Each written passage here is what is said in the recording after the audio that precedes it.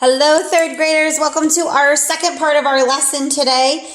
This part of our lesson, we are going to dive in deeper to connecting words and pictures in a fictional text.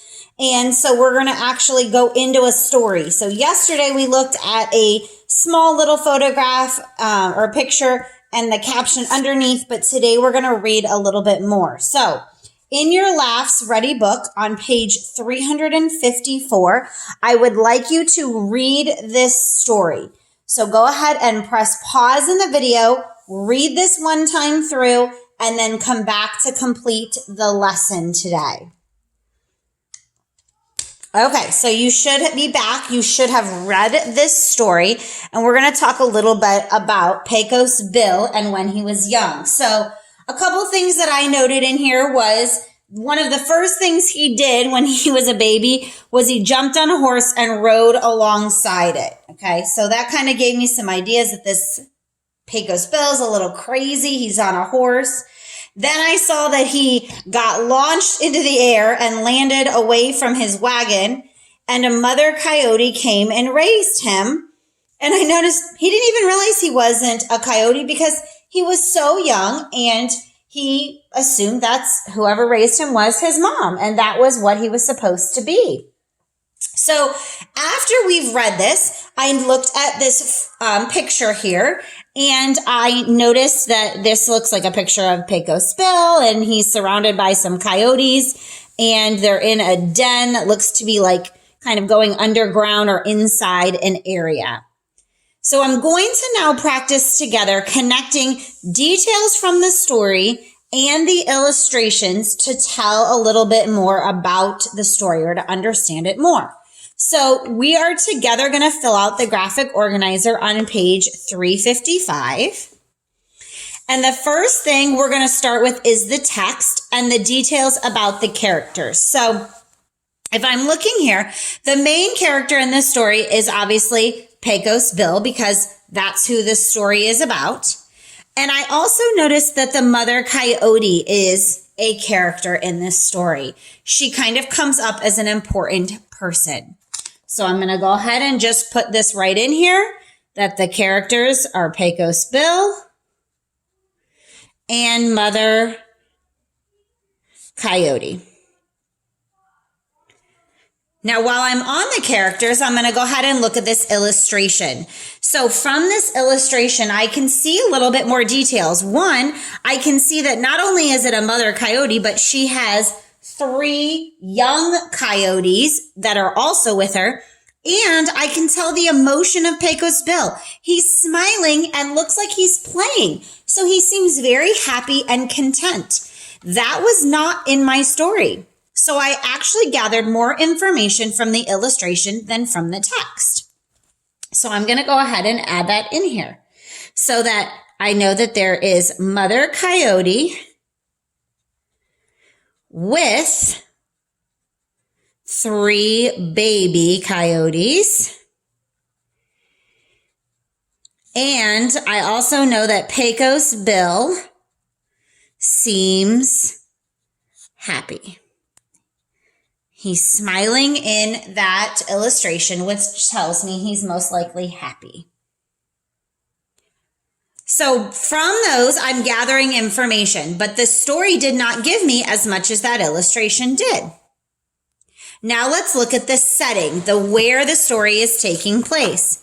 So as I'm looking here, the story is taking place where the den is. That's obviously where they are. And then I also know that this story was taking place at first on like a wagon of some sort. Okay, so I'm going to go over here. And I know that this is going to be in a den or outside with the wagon. Oops, I'm sorry, boys and girls. So the den was in the story and the outside the wagon area where Pecos Bill was launched from. Now that I've pulled the text, let's take a closer look at that illustration. So by looking here at this, I noticed that the den is kind of like going underground or is inside some sort of a structure or a building, almost like a mountain looking here. And I can tell that it looks kind of deserty if I look out here. There's a lot of sand, very little plants. It's not looking like this is in a forest. It's looking like it's in a desert. So I'm going to add that information. The den is inside a mountain. And I'm going to kind of put a question mark, like it's inside something for sure. And I'm going to say that it looks like they're maybe in the desert. Okay, maybe it's just underground. We could add that in here.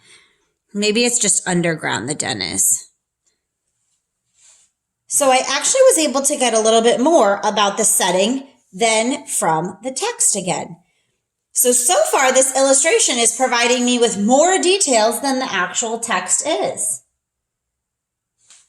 Now let's talk about the mood. What am I getting from the feeling or emotion here? Well, a lot of what I got right here was this ending part where it says, Bill didn't know he wasn't a coyote. He doesn't seem to care. He didn't even know. He's living with these animals.